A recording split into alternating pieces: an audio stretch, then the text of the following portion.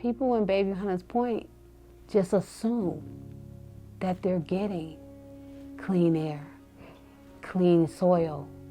You're planting stuff in toxic soil, not knowing that you're getting exposed to dangerous and deadly contaminants. You have the highest rates of respiratory lung disease and asthma amongst youth and adults out of the whole entire city. I always tell people that we can say we're sick, but we got to prove we're sick, and we got to prove the reasons behind that. But sometimes it's like screaming into the wind, right? If nobody's listening, nobody's listening. We knew we was sick, but we just didn't know why.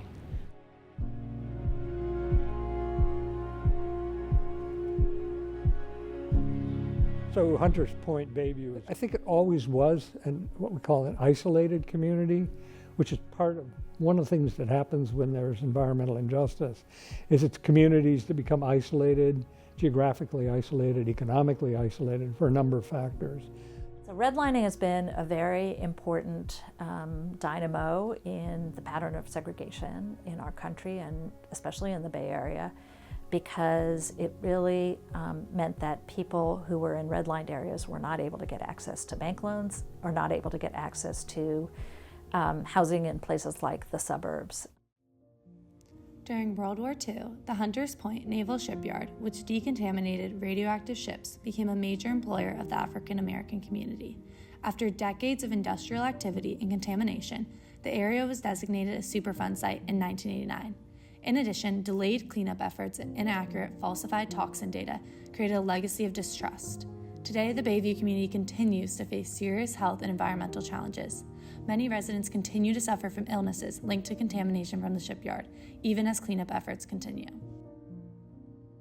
This is one of the largest cases of environmental racism that you can ever find in this region.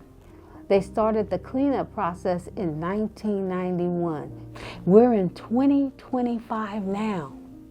Is it going to be fully cleaned up? No way. You know, getting rid of all the strontium and some of the isotopes that are there is going to be impossible, but we can get close, very close to it.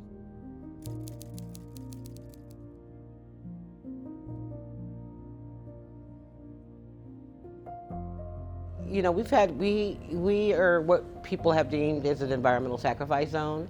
And that is because we are, you know, surrounded by a lot of industries. One of the main industry polluters was, unfortunately, the Navy. People feel like because it's in the air and you don't actually see it, that it's not there. But imagine everyone who is living within that mile radius and beyond of the Navy shipyard is being exposed involuntarily.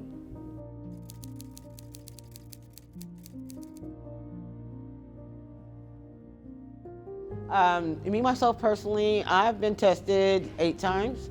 This will be I'm going into my 8th test, and I've been tested by several different labs, not just one lab. And I came up positive for plutonium and uranium. One of the things that's not new to me is respiratory diseases. I was over there young, and we was born with, I got asthma at 3 years old. My kids both have asthma from being up at Hunters Point. I've gone through biopsies myself, and I've relocated about 5 years ago. When I got this job and I was educated on the devastation and the damage that living in a specific area could cause. When you move in a place, you don't move in it thinking that the air in that community alone can kill you.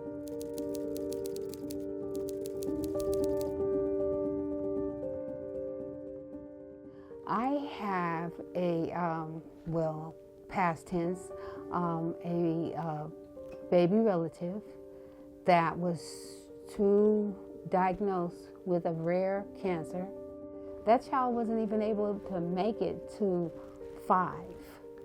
And no one should ever have to buy a Minnie Mouse casket.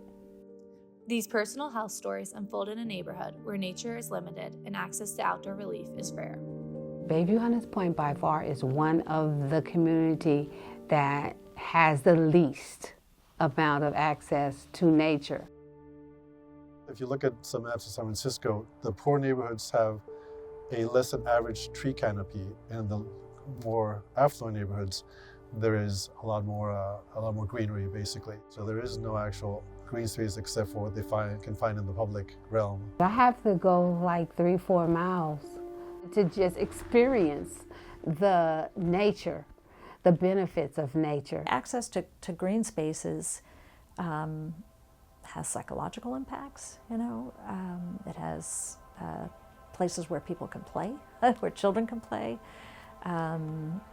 ability to find places of peace and meditation, even to just appreciate the environment and what it has to offer. In June 2024, Green Action, an environmental advocacy organization, sued the Navy for inadequate and incomplete cleanup of the contaminated shipyard. The lawsuit seeks to enforce the Comprehensive Environmental Response, Compensation, and Liability Act, better known as CERCLA, which requires the Navy to conduct an honest and thorough review of the shipyard. The next court date is set for January 22nd, and experts report this case may ultimately go to the Supreme Court. This effort aims to create cleaner air and safer land, improving residents' access to nature in Bayview. This lawsuit is not monetary.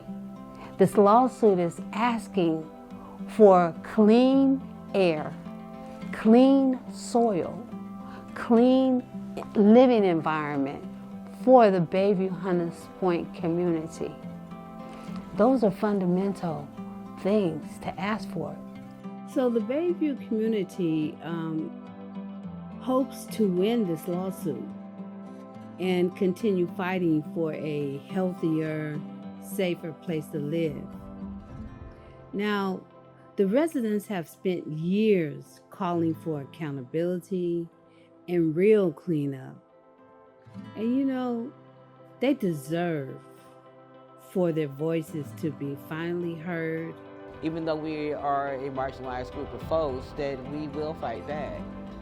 All right, now I'm from the ghetto community, and at the sound of my voice, when I rise up, just about the masses of Hunters Point rises up too.